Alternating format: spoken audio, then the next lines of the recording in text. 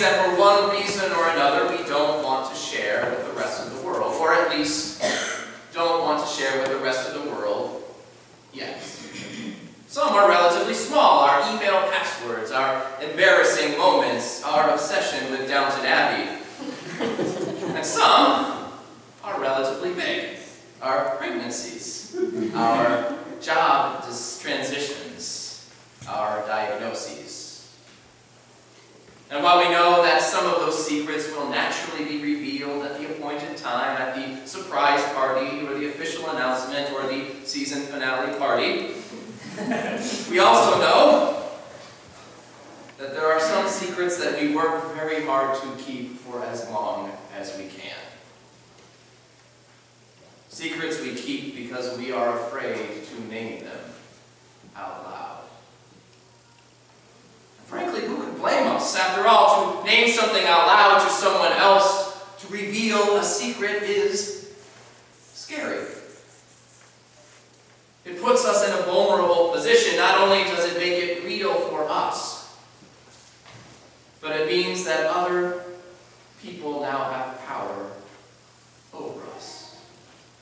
It means that the other person knows something about us that he or she could use for good or ill, and that can be scary, both for the person sharing and the person with whom we have shared.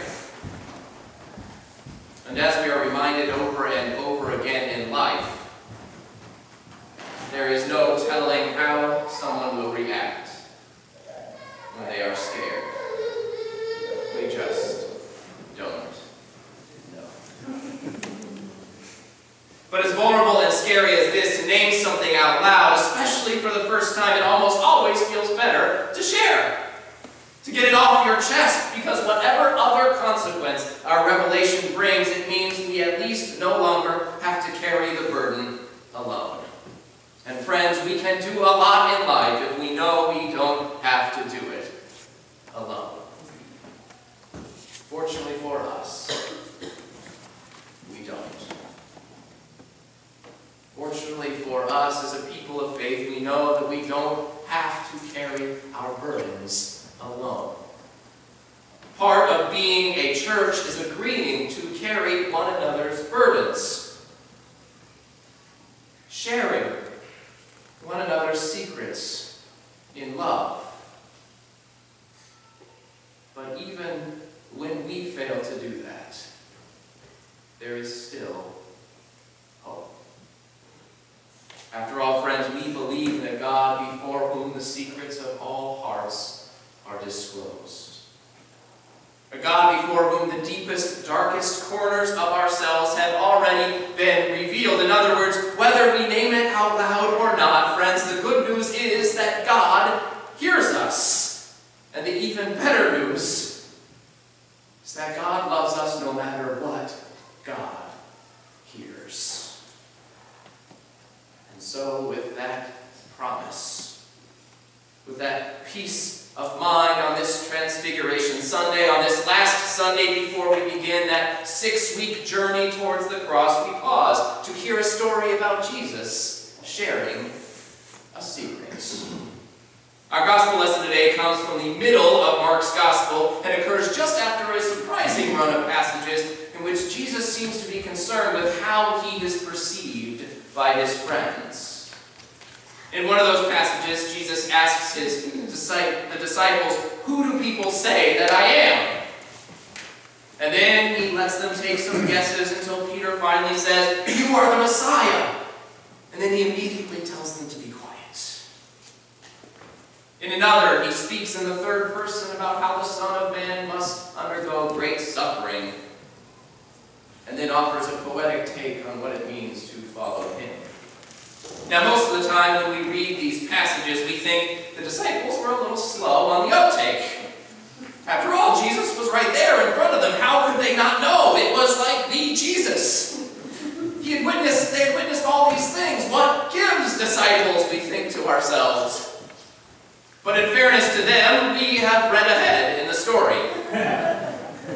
And Jesus isn't exactly being clear. In fact, he's kind of beating around the bush. It's as if he knows what he wants to say, but is too nervous to just come out and say it. So every time he starts to come out with it, he quickly tells people to be quiet, to hush up.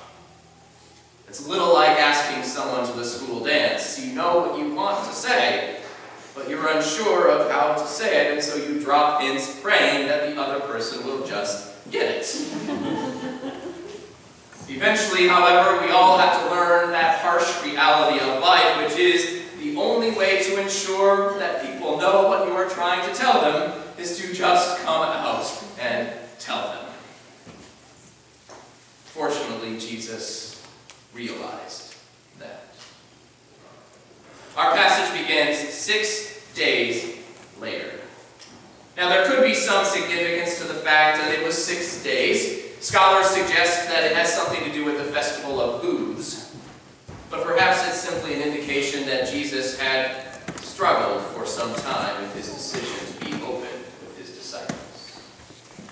It begins 6 days later. Jesus took with him Peter and James and John and led them up to a high mountain apart by themselves. Perhaps Jesus decided that after trying and failing to speak openly to all of his disciples, he would start with a few in order to see how they would take it. We know what this is like. It's sometimes easier to broach a difficult topic with a couple of people before we share it with the whole group. It gives us a sense of how people will take it. And these three guys, Peter and James and John, seem to be an interesting choice. You see, they are always there at the big events. They were with him once before, earlier in his ministry, when Jesus raised Jairus' daughter from the dead. And for reading ahead, we know it was these three guys who went with him to the Garden of Gethsemane. It's almost as if whenever something really important is about to happen in Mark's Gospel, Mark makes sure that these three guys are there. In our passage today, Jesus takes them up to the side of the mountain and was transfigured before them.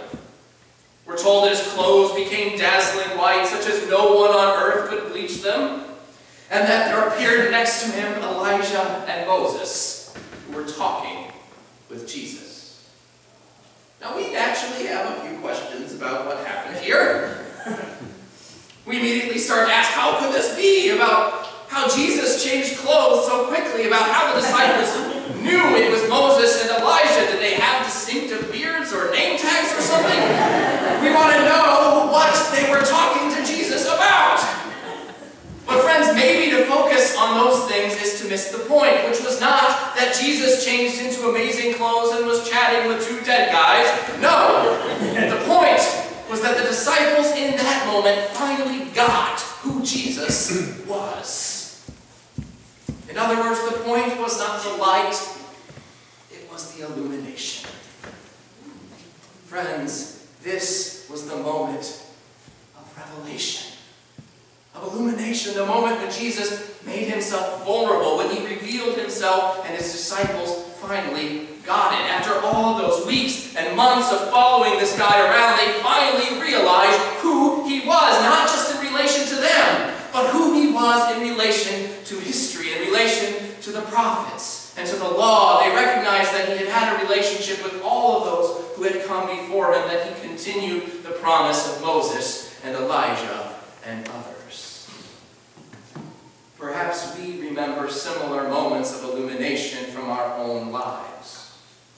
Granted, most of us have probably never seen Jesus standing before us in dazzling white clothes, but some of us might remember moments in which, after great struggle, who God is finally starts to make sense.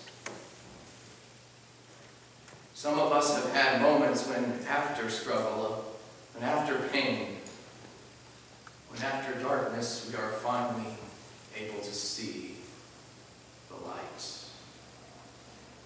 and recognize that God has been with us the whole time. It is only natural in those moments to want to stay there. In those moments of illumination after the darkness, when everything finally seems clear, we don't want to leave. Our text tells us that Peter, once he saw this, wanted to build 3 dwelling places, 3 places to stay, one for Jesus, one for Moses, and one for Elijah. Perhaps this was Peter's way of saying to Jesus that he got it, that he saw who Jesus finally was and wanted to acknowledge it by staying there. He wanted to stay in that moment on the mountaintop and never leave.